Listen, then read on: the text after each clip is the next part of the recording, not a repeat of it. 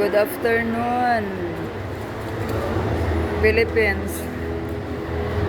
Na ako sa Robinson, kaning ang trabaho sa Ginoo importante siyang ma-spread yung good news tungod kay tagagdungog ang Ginoo, walay makahimo sa iya, walay makababag sa iyang tawo bisan ang yawa mapildi.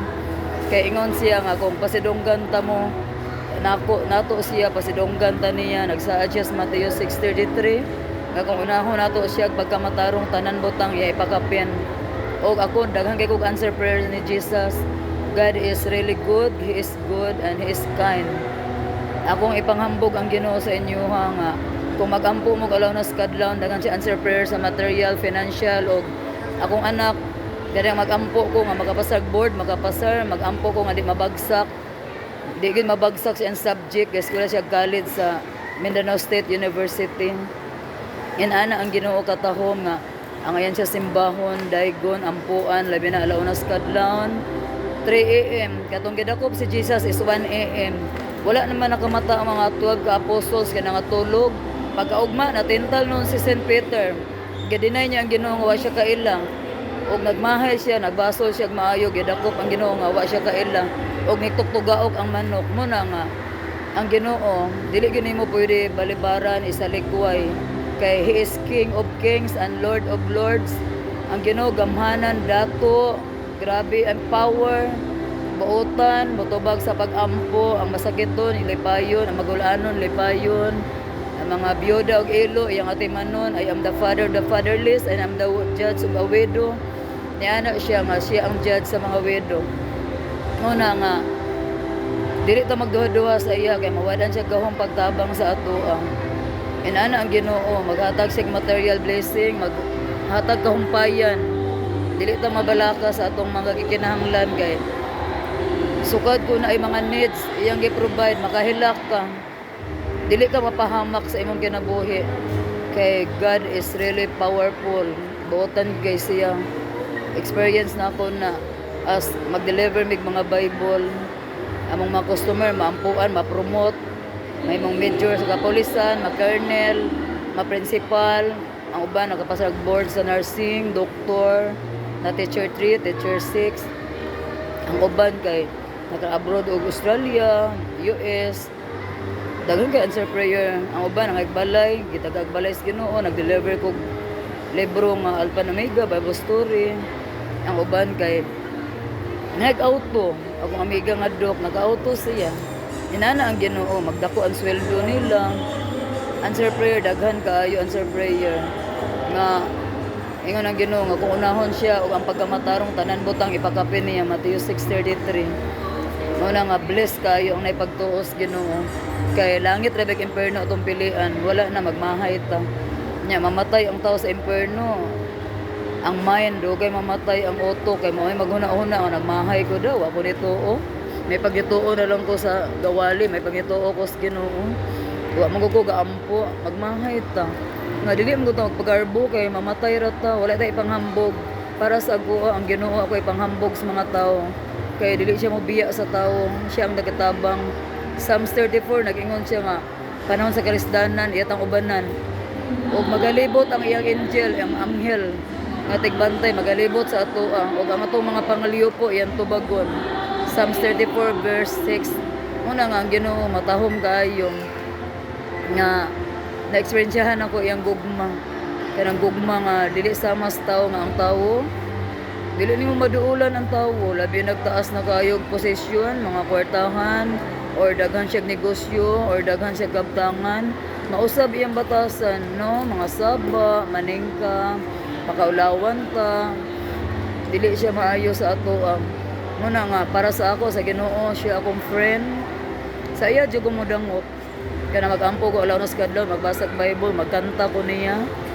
Malipay kay kung makahilak ka murag giagbayan ka niya mingaw kayo kay kana mo angel sa Ginoo usa kag langit before banag-banag ang meaning sa banag-banag before maghayag og ngit-ngit mo na pagsaka sa angel sa langit muna nga tahom kayo ang mga experience nako sa Ginoo nga katong dito kog bukid sa Hindang kiwalan nga bukid ang angel naguban habog ang bukid nakahay kog 18 kilometers, nag-deliver kog book sa Ginoo.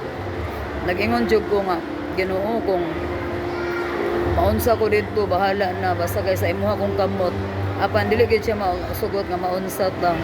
Muna nga naabot ko dito sa bukid nga dali kay ko nagtingala ang taga bukid, ang mga maligayag libro paspas kay Mulakaw, nagsigit-sigit sila, nagbabay-babay ko.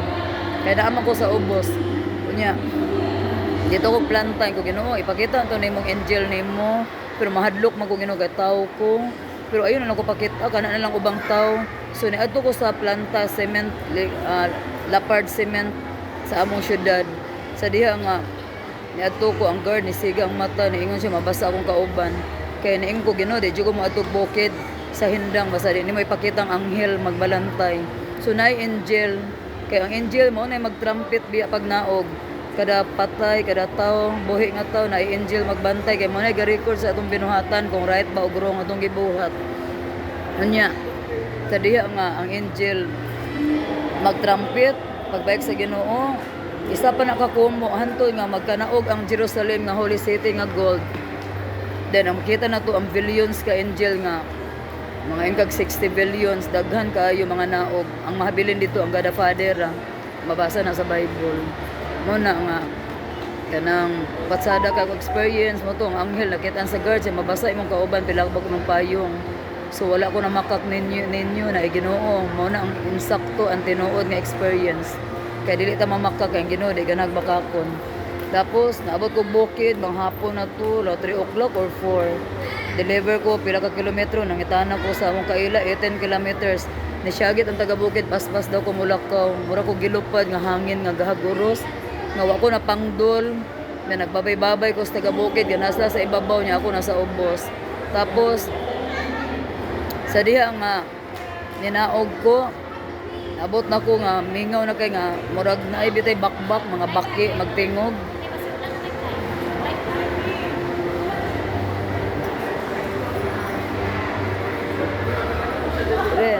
Ren. Sa diha nga, nagtingog ang mga gangis, kaya bitaw mga frog, nga gagmay, ganang saba kayo, nga hapit na mo gabi eh. Nakita yun ako ang Ginoo gauban, ang jeep nga akong sakyan nga last trip, naingon nga, last trip na ni, paghulat lang diha, pero wako nila na abti, natingalas lang nga, kusugan ni mo Mulakaw, uy, kami nga kasakay jeep, wa may kaapas, na ikaw nga gag-hike, nakaabot na ka sa biting shed. So ang Ginoo is powerful, pasidunggan yun ako ang ngalan sa Amahan, Anak, ug Holy Spirit. Kay gamhanan kay si Jesus, buotan, manggihatagon si Jesus, dili ka pakaulawan. Tanan nimong gusto, iya ihatag, basta gadayeg ka sa iyaha, gasimba, gaampo ka, magbasag Bible, magbasa ka og mga bahin sa tambag nga kaayuhan. Nya ang Ginoo buotan kay siya, dili siya mamakak ang iyang tanang sad, true and yes. Kay ang Ginoo buotan kay na loving tanang tao, yang palangga stebo kalibutan, right o wrong nga tao, yang palangga wa siya gipili. Busa ang Ginoo gamhanan kay siya, powerful. O counselor, siya gid ang mo-guide sa ato magtatambag. Wala imposible niya. Patsada kay ang Ginoo i-friend, siya ang pangayuan sa tanang gusto, mga problema mohila ka niya. Siya lang ang makasabot sa ato, kay ang higala libakunta pa ng Ginoo, dili manginsulto, magpakaulaw. Dili ta maulawan. Pag ingon niya tabangan tas yung problema, mutabang siya. Kung musalig ta niya, ignon gyud nato, I trust you God. O ang among financial nga need nga I believe you, nga mo trust me nimo, imong tagaan og liberty, tagaan ta niya og kahayahay, freedom nga kita mahayahay ta. Dili lang mausab tong batasan nga mapahitason ta. Niya, God bless you, hinaot nga malipay mo sa akong mensahe o patsada mag-serve sa Ginoo. O good morning, good evening, and good afternoon sa whole world. God bless.